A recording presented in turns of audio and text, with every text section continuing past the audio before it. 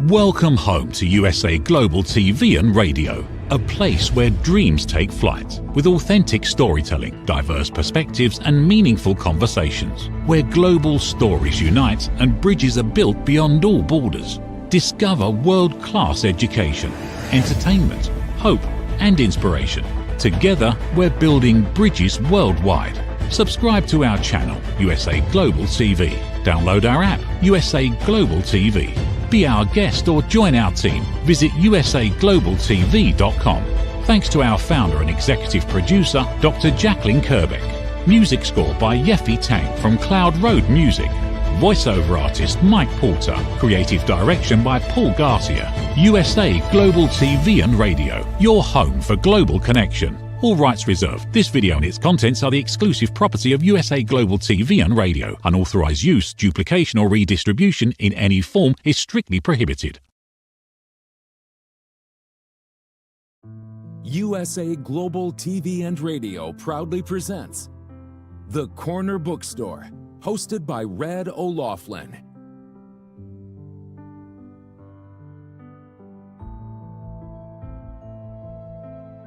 Step into a world where every story inspires. These pages come to life through the voices of authors from around the globe. Written by our global community of TV show hosts and best-selling authors, these works span genres, generations, and geographies, united by the power of storytelling. Discover your next favorite book and meet the minds behind the work.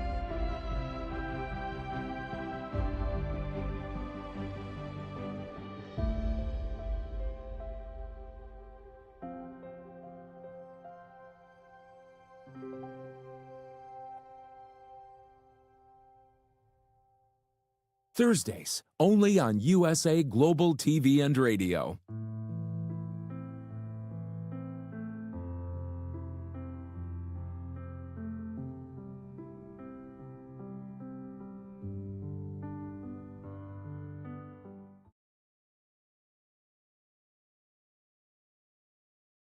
Howdy, y'all. Red O'Loughlin here. We're on the Corner Bookstore today on the USA Global TV and Radio Network. And I am super happy. I think this is the first time I've ever had a real journalist on my show. We've had a few other people that have worked in that field, but this is a long-term career journalist, Patrick Sangimino, and I'm super interested in chatting with him today. Before I get to that, let me just give you a little bit of intro about me. When I'm not doing my TV shows, I do 3 of them every Thursday, back to back to back. This is the first one. The next one's called The Wise Ones. And then my final one today is going to be Talking Heads. But I research the human body at the cellular level, chemically speaking. I look for cause and effect relationships. Treat a cause, fix a problem. Treat symptoms, and you'll always be treating symptoms.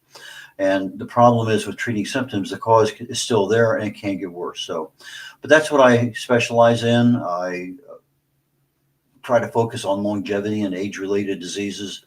And so that's where my writing's at. That's where my speaking's at. Everything is in there. In fact, today I'm talking about how to live 10 years shorter, slower than you normally would. So trying to figure out, okay, we got this aging process. How do we actually take it and make it a little bit slower so we can enjoy our retired life? I think that's enough about me for right now. And so let's go ahead and introduce Patrick. Why don't you join me up here on stage? Patrick Sangimino. Good morning. Howdy. Well, is it morning where you are? Yeah, I guess it is, huh? Yes, it still is. Not by much, but for another hour, it will still be morning. Out here in California, it's definitely morning. What part of California are you in? I'm in Northern California, just in the Silicon Valley, Sunnyvale. Okay, I used to live in San Jose for a number of years, so I'm very, very familiar with it. I went to San Jose State myself, so. Yeah.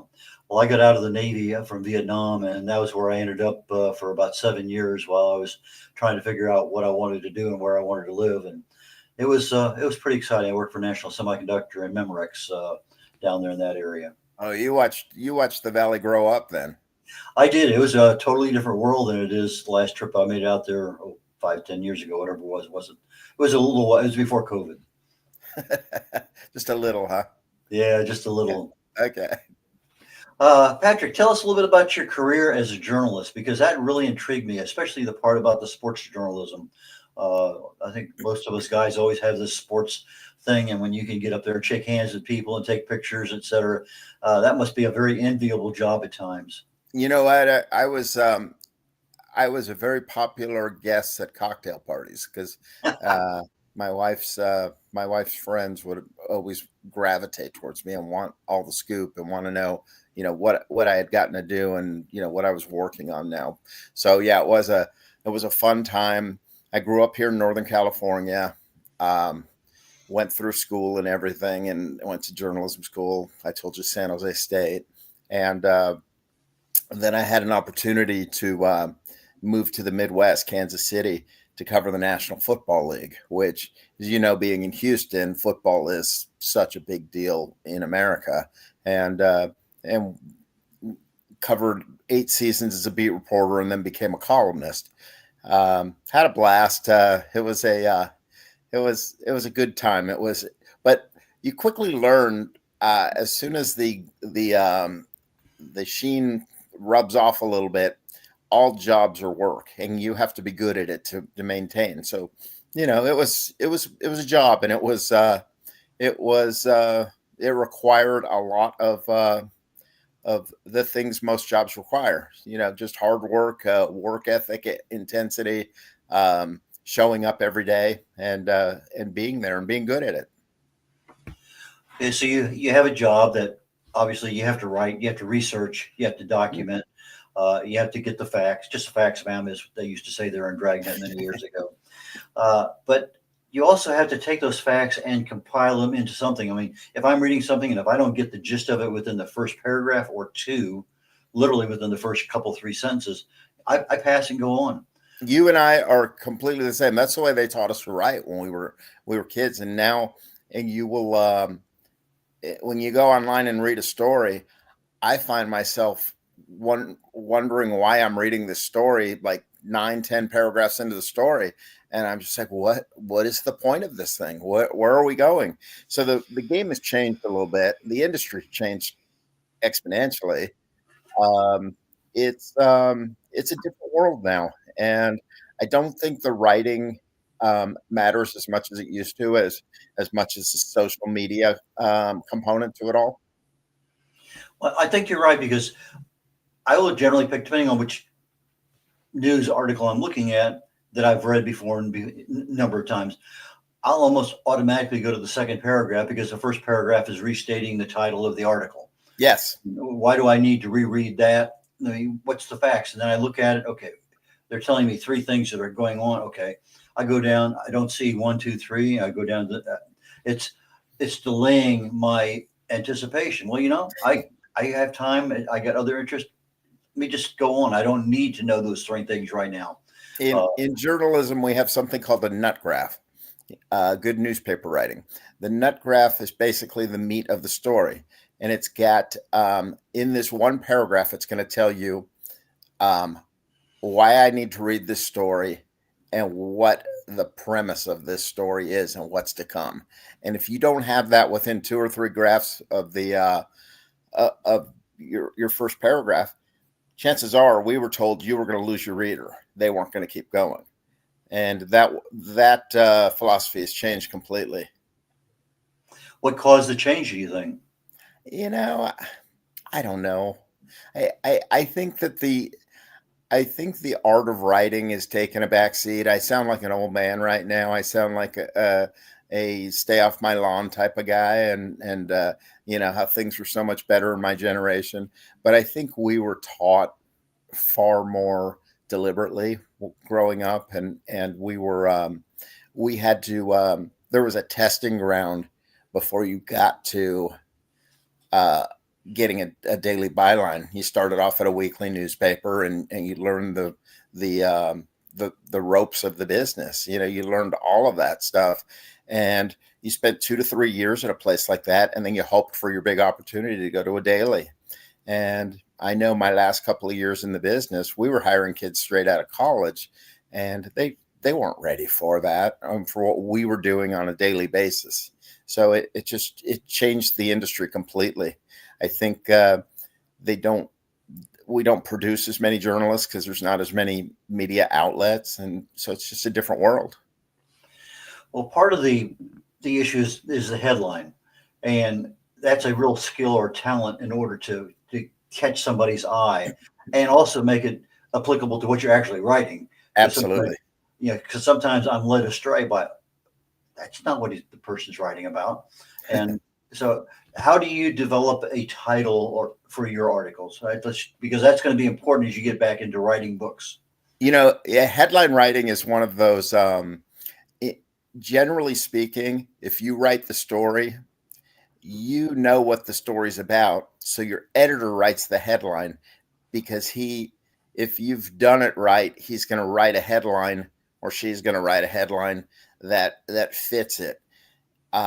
You might miss the mark completely with a headline. So it usually comes down to a size component and a space component. So you leave that to editors, and we don't. When I became an editor, and which was in the later stages of my career, writing headlines was definitely one of those skills. And I worked with amazing headline writers who just had this knack for turning phrases and puns and quips and all of those things that made you want to read the story. And I think those guys are just so talented, and they don't get the credit they deserve because they're so important. Well, I noticed that several years ago, when I was writing a lot of blogs, I would always go to a headline generator, and I'd tell it what it was. Okay, I don't like that one, but I would get 4 or 5, and then maybe combine 2 of them together. I wanted the interest generated, and I wanted something that was applicable to what I had, and I found those to be a whole lot better than my own ability to create a headline. Nowadays, when I want headlines, just like for the topic for my show coming up 2 from now, I'll go into AI and I say, here's here's a brief paragraph of what I'm talking about. Give me 10 topics. Here's my audience, and boom. Then I take a look at those 10 topics. And I say, okay, there's 1 or 2 there I can use.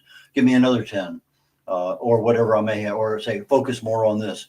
And I use AI a lot for a lot of my research, but my prompts are about 2 pages long for what I do in the field that I'm working in for my research.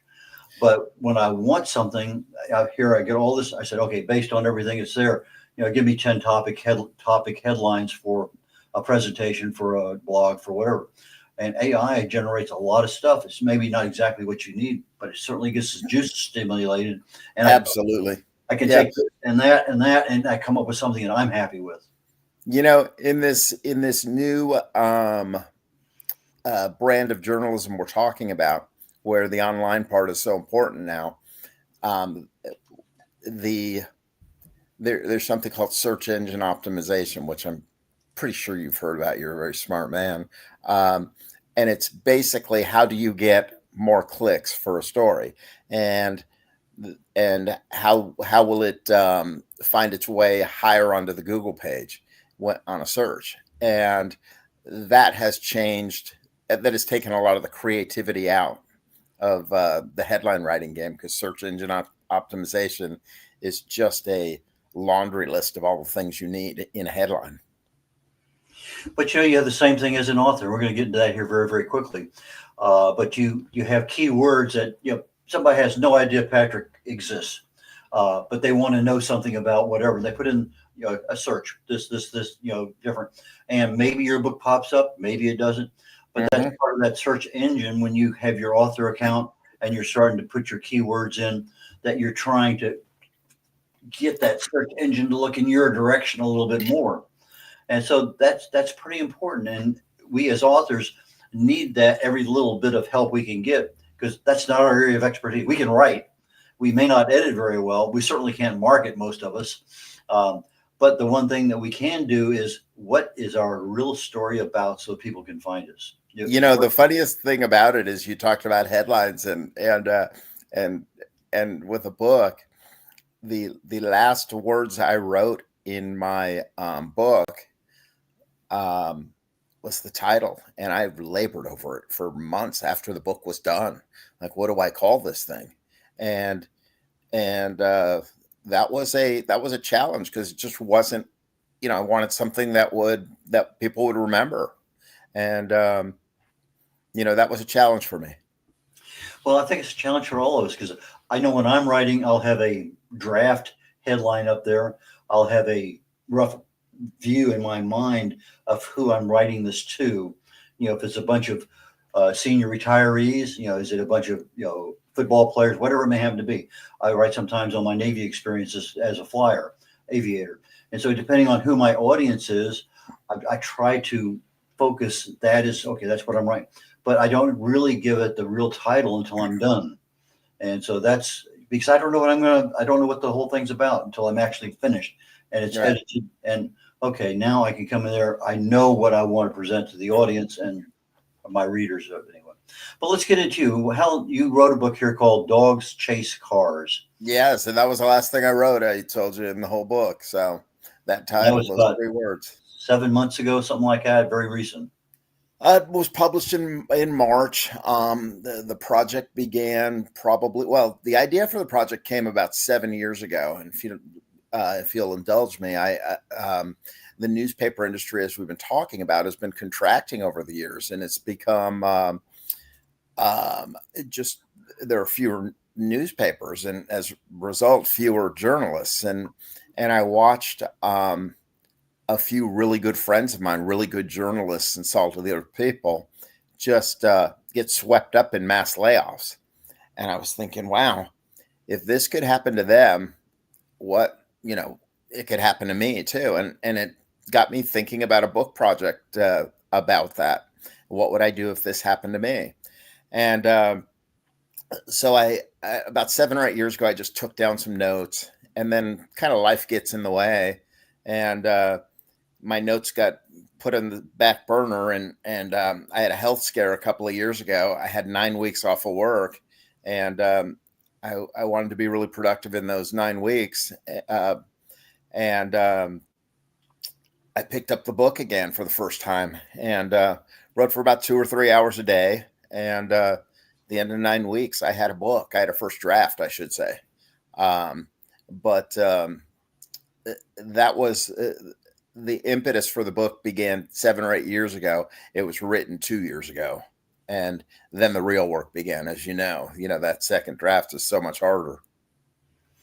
Okay, so you chose to go into the fiction genre as Yes. opposed to nonfiction, talk about how to improve your journalism skills or whatever. I mean, there's a lot of things you probably could have done. You probably could have done a half a dozen books on various sports teams that you've seen over time. Right. And there's just a lot of things with your background and connections, I'm sure you'd have a lot of opportunities. But why did you choose this particular field? I mean, I realize it has a little bit to do with journalism too, but tell us why that concept captured you.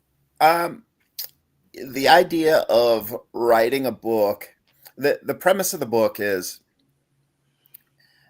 it's a book about the downturn in the newspaper industry through the eyes of a longtime sports columnist who's driving to work on a typical November Friday, expecting to be the latest casualty in a mass layoff.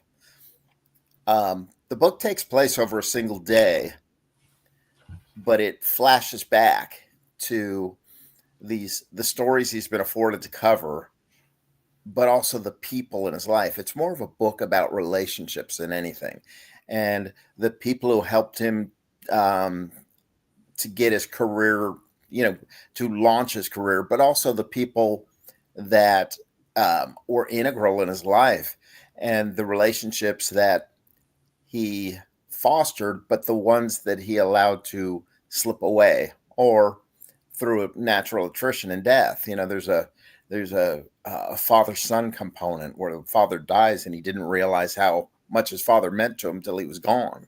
So it's a book about relationships more than anything. And I wanted to get really deep into that whole thing. The people who come into your lives and the role they play. And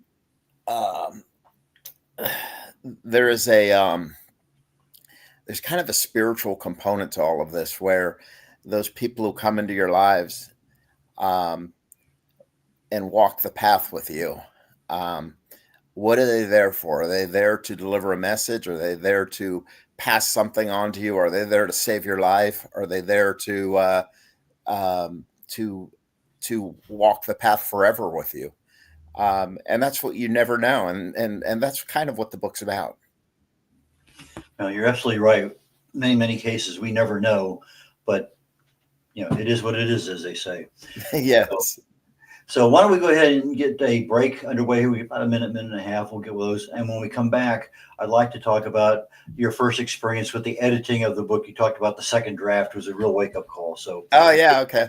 We'll start in that direction as we come back from the commercial break. In a world full of noise, misunderstandings, and interruptions,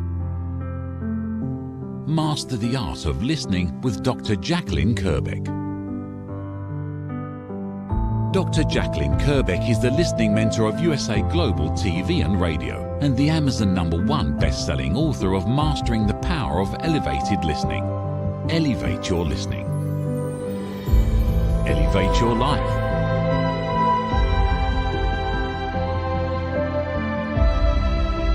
Join a global learning experience in person or via Zoom. Reserve your spot today. usaglobaltv.com/book-your-session or drjacqueline.thinkific.com. Join Dr. Kerbeck's listening courses or hire her to unlock deeper connections and authentic conversations. Howdy, Rattle Laughlin here. We're on the Corner Bookstore on the USA Global TV and Radio Network. And I'm truly honored today to have a career journalist, now fiction writer, on my show. And Patrick Sangimino, please join me back up on stage. Here I am. Here you are.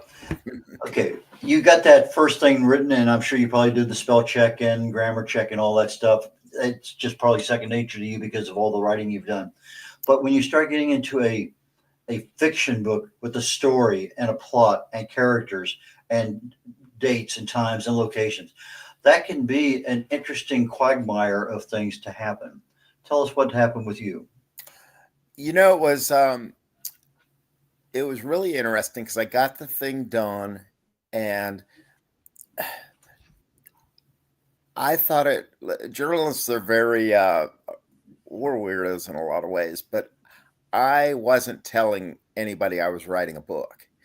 I thought as a journalist, it would sound very pretentious of me. So I kind of kept it under wraps for a while, and it was just my side project. Like I said, I was off work, and this was my way of, it was such a cathartic experience for me to write this book. And so I get done with the first draft, and I have no idea what to do with it now. It's staring at me, and I was like, okay, I've got to let somebody read this thing. So I've tracked down a couple of close friends, and I said, would you read this? Let me know what you think. And they're like, oh, wow, this is really good. And I have a really good friend who's a New York Times bestseller. And I was like, hey, I don't want to, infringe upon your territory here, because I write 500 words at a time. And, but I wrote something. I'm reluctant to call it a book. I don't know what to do with it. And she gave me her editor's name, and the editor, she gave his number, and she goes, I'll tell him you're calling. I called him, and he goes, I want to read the first 3 chapters. He reads the first 3 chapters, and he says, oh, you know how to write. And I said, well, doesn't everybody who comes to you? And he goes, no, you'd be surprised. And I started laughing, and he goes, I like the premise. I like the way you write. I want this project. All right.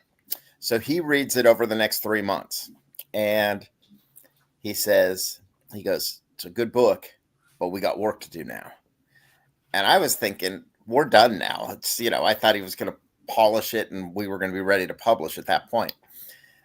What I came to find is that it's kind of like a puzzle where that's out of place. Right now, it's looking very much like a Picasso, where the eye might be down here and the mouth might be up here. We've got to revamp some things and write some new transitions, and that took 2 or 3 months to do, and it was a laborious process in so many ways. So it was challenging, it was fun, and it was frustrating all at the same time. Does that make sense? Oh, it makes so much sense. It's I think all of us go through that. And then Hmm. when you get a nearly finished package, if you're not working with a publisher someplace, now you got to have a cover created for it, as you talked about earlier, the title of the book. You got to start marketing a book, and that's something again we as authors generally don't have that skill set. Right. So when did you start marketing the book? The book came out, and I was like, I didn't know what to do at that point. I was like, okay, it's going to fly off the shelves now, and here we go. And it's the tree in the woods. It's literally the tree in the woods. It's fallen and nobody heard it. So, um, what do you do? And so once again, I reached out eventually to my friend and I said, hey, because I had written many stories about her while I was a journalist, I um, and I said, how do you market? And she goes, here's my marketer's name, and um, Mickey. I called Mickey, and I'd worked with Mickey from the journalistic side, and he goes, yeah, I'm interested, and we I became a client of Creative Edge about 5-6 months ago, and having fun with it. I'm getting out there and talking. Right now, we're going through the audiobook process of the whole thing, where I'm actually editing the verbal the reading of my column. I had to choose, or the book, where I had to choose the voice I wanted, the person I wanted to read it, and now we're going through the all the chapters and making sure the words are pronounced correctly and everything, and that's been fun. And listening to your words in as they come off the page, or if they're being voiced, is a very interesting experience. Have you been through this? I use the audio feedback on Microsoft to Uh read huh. back stuff that I read something, but I've already written it, so I know what I wrote. But Uh huh. I think I actually said that, but when I hear it and I'm looking at the yellow brick road that's going across, did I really say that? And That's exactly. I was about to point that out. Have you ever been to a point where you go, I don't remember writing this, but I really like it? And I and think when you get into that writing mode, you get into that zone. There's another part of the brain that just kind of takes over, and it's inspirational. The stuff that came out of my fingertips and my brain, just I'm like, I can't remember writing this, but I love it. So anyway, so you have the audio, you have a hardcover book, you have a paperback and an ebook, and they're all on Amazon. Are they also on your website? yeah, the audiobooks, we're going through the audio part of it right now, and I think it's going to be ready. I think in another month. I have to read through the first 16 chapters today, and I listened to the first 4 last night, and like I said, it was kind of fun to do. The first 2 chapters, I was like, oh, this is going to be hard. This is going to be a hard process because you you I don't know. There's that whole imposter thing you have to get past. When the book first came out, I was afraid to tell people about it because I was like, I wrote a book.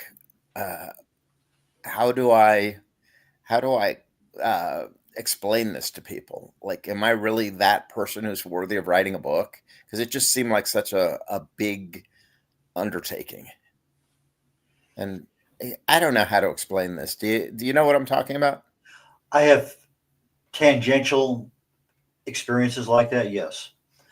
Yeah. And sometimes it is very hard to explain. It is what it is. So anyway, when you have the books that are available, your Hmm. audiobook will be available here hopefully early next year at the latest, but Yeah. very, very shortly. But uh, are you looking at putting any of your books into a foreign language? I've never considered it. What language would you recommend? Well, I used to have conversations back and forth with some people on LinkedIn, but the pricing was just so high to have a normal, Spanish, German, French, Japanese, Chinese version, whatever I wanted. I can't afford that. And then I noticed lately here within the last year or so that Fiverr does it, but they do it by the number of words. In other words, you can find somebody who, let's say you want Italian, and you find somebody who fluent English, fluent Italian. They know the idioms, they know everything that's there, and based on the number of words, they're going to give you a price. $450, whatever it may happen to be. And so I find that to be a reasonably economic option if I'm expecting some kind of return on my investment.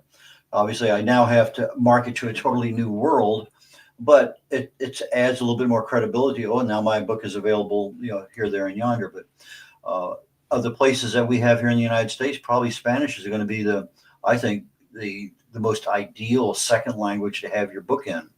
That makes the most sense. Yeah, we wouldn't do Irish, would we now? Well, there's nothing wrong with the Gaelic and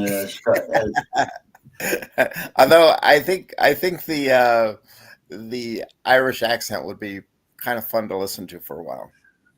I would definitely recommend against Klingon, though. Yeah, that makes sense. I have a client I'm working with right now. He was an opera singer for over almost 45 years. And I asked him about singing in foreign languages. And he says, yeah, you have to be absolutely fluent in those languages in order to sing in those languages. And so we kind of had a little banter going back and forth. I says, have you ever heard of Klingon opera? And he just burst out laughing because we were talking about how sounds work. And there's a IPA database, every sound in there. And I said, well, is Klingon in there too? And anyway, not meaning to get too far aside on this one. By the way, there was a question here. I am a big sports fan. I grew up in a baseball crazy household, and it's kind of how I realized that I wanted to be a sports writer, because I grew up in a very sports centric neighborhood where we played all the sports, and I was smart enough to realize at about the age of 9 or 10 that I wasn't going to be really big and I wasn't going to be real fast. And while I was a decent baseball player, I couldn't hit a curveball. So I was never going to play third base for the San Francisco Giants. So I fell in love with a TV show, and you'll know about this one, The Odd Couple, with Tony Randall and Jack Klugman, and the role of Oscar Madison, played by Klugman. I just thought he had the coolest job, where he went to the ballpark every day, and I was like, wow, this is what I want to do for a living. So at the age of 10 or 11, this is what I knew I wanted to do. Well, I was very fortunate. I got married, and Mickey Mantle, his last year in baseball, opened a restaurant in the city. We were in our honeymoon, and we went in there, and he was there. I had no intention of, let's just go to his restaurant. And so I got a picture taken with him, shook his hand and everything. That was kind of neat. Wow. That's really cool. Now, did you grow up a Mickey Mantle fan? Oh, absolutely. I was New York Yankees back in that era. Early and he 50s. Grew up in Commerce, Oklahoma. Is that correct? I believe you're right. Commerce, Comet. Yeah. That's what they called him. Yes. So, yeah, I mean, there are still men in the world today who just worship that guy. Well, I remember when he died in 1994, and it was sad. Well, I still have a newspaper clipping. I don't have many, but I have one where he almost hit a ball outside of New York Yankee Stadium. Wow. He was up there in the upper deck and actually smashed the seat back or something. But anyway, it was 195 feet up, 400 feet out or something. It was an unbelievable hit. But anyway, yeah, I do have a little bit of that. But I do have a Polaroid with him signing the back of it with my wife and I on our honeymoon. That is a keeper right there. I hope you still have that nearby. I do very much so. That is. We're getting close toward the end. Let's go ahead and get down. You have a book that sounds like to me can be a series. You said it's a one-day event in this. It sounds like to me that this guy with his relationships and whatever, what happened? 2 months later, 2 years later, what, I don't know. Well, that's funny because people have asked me what what becomes of him. And it's spurned a second book that I'm working on right now. And the book is kind of metaphors, just kind of evolving into something of what happened. What do you do with your second chapter of life? Your maybe your last chapter of life to remain relevant and to be productive. And it's that quest for that next thing. And that's what our lead character is going through right now. We had a guest on our show like you, and I met him at a military event. Both of us are Vietnam veterans. Bill Brown, he used to be a sports announcer for the Houston Astros. Okay. Have you ever bumped into him? I have never bumped into Bill Brown, but I've heard the name. Yeah, he's written a number of books, many of them in baseball, but he did one on military veterans in baseball, which I thought was an outstanding book. But anyway, we're getting close to the end of the show now. So how do people get in touch with you if they want to have you speak at some event or live on Zoom, or how do people find your books? So what do you recommend? Well, you could buy my book on Amazon or barnesandnoble.coms. My Twitter handle is P Sangimino. My Instagram is Patrick Sangimino, and my Facebook is Pat Sangimino. So I'm all over the board with what I use here. But I've got lots of things going on. I'm very reachable. So feel free to track me down. I'd love to talk to anybody who's interested in this. It's I think it's a good read. If you're a sports fan, you're going to love it. If you're someone who's been, involved in a tough time with the job marketplace and the uncertainty of it all, I think you can relate to it. And if you're anybody who's ever, had relationships, which is all of us, you'll definitely gravitate towards it. Life is about relationships, and that's kind of the theme throughout this book, I think. And I think there's something that makes you want to read it and enjoy it and get to know this guy. He's not a perfect man by any stretch of the imagination, but he's very relatable. Well, I appreciate that very, very much, Patrick. And I look forward to our conversation. I know we're going to bump into each other again down the road. There's no doubt in my mind. Brad, I've enjoyed you.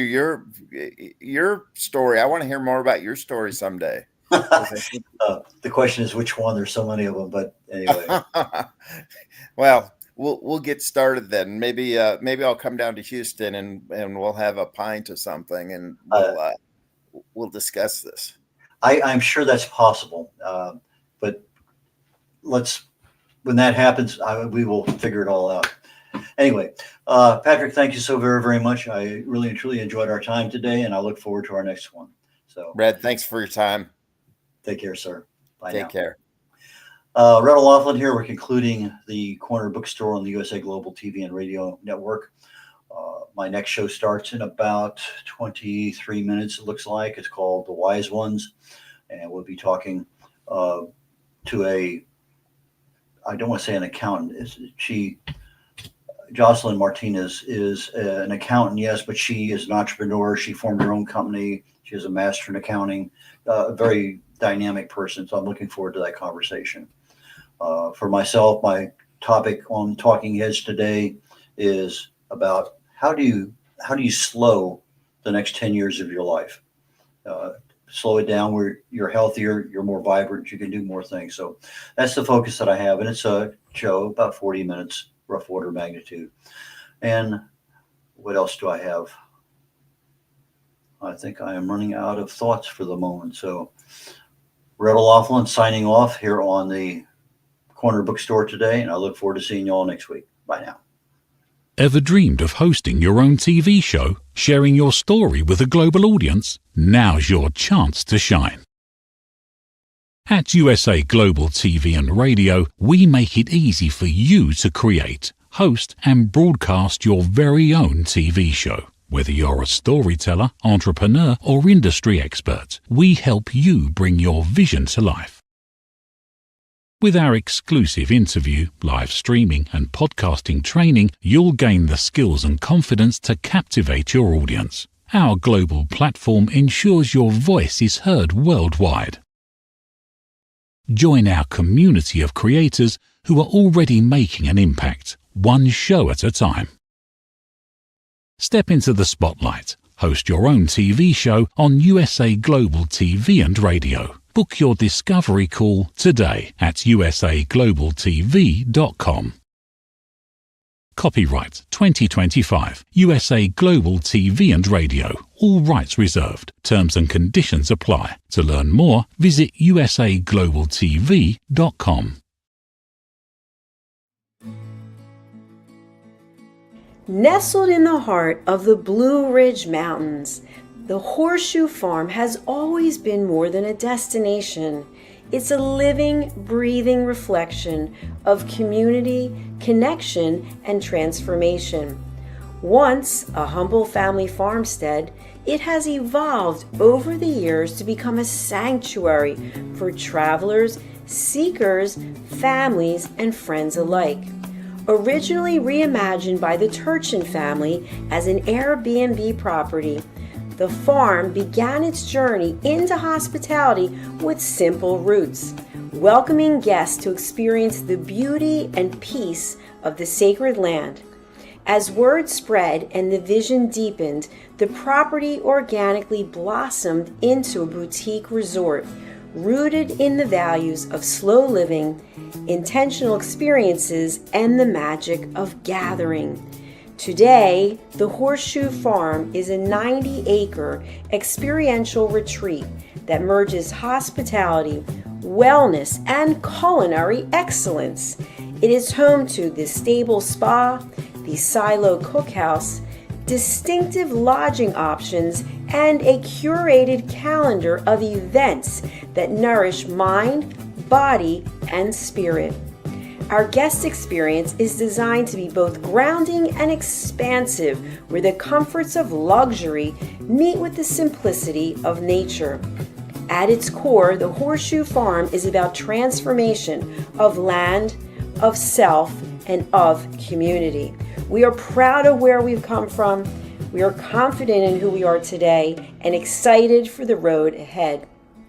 Hello, I'm Dr. Jacqueline Kerbeck, also known as the Listening Mentor and President and Founder of USA Global TV and Radio. I had the opportunity, the pleasure of attending a retreat at the Horseshoe Farm just recently. I was so impressed with all of the opportunities that were presented to me in this glorious setting, as well as the highest level of customer service, that I've decided to put together a retreat at the Horseshoe Farm in Hendersonville, North Carolina, United States of America, June 3rd through the 6th, 2026. You can expect to have a beautiful time of relaxation combined with learning, community, collaboration. Do consider joining me in this wonderful opportunity to reconnect with yourself, with others, and with nature. For more information, email me at drjacqueline@usaglobaltv.com.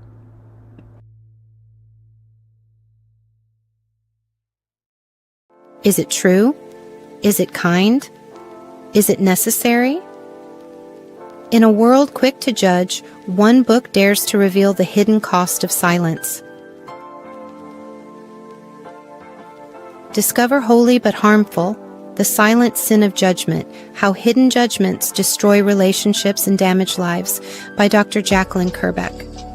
The Amazon #1 bestseller that's transforming the way we understand ourselves and the way we see others. Pick up the companion workbook to uncover your own hidden judgments and learn how to break free from them. Available now on Amazon and at fine bookstores worldwide. Thank you, viewers and listeners of USA Global TV and Radio, for joining us today. We're honoured to have your time and attention as part of our global community. At USA Global TV and Radio, we believe in the power of authentic conversations, meaningful connections, and creating a world of possibilities together. Want to be part of something bigger? Join our team of elevated listeners at usaglobaltv.com, a space where your voice matters and your ability to listen transforms relationships. Stay connected with us across all our platforms for thought-provoking discussions, expert insights, and empowering stories. Subscribe to our channels at youtube.com/c/USA Global TV. Follow us on social media and explore the endless opportunities we're creating for growth, learning, and inspiration. Together, we're not just broadcasting, we're building bridges and changing lives one conversation at a time. For inquiries, contact us at info@usaglobaltv.com. Music by Johnny Dies. Produced by Executive Producer and Director Dr. Jacqueline Kerbeck. Voiceover by Mike Porter. Creative Direction by Paul Garcia. All rights reserved. Copyright 2025. Visit usaglobaltv.com to view our full terms and conditions.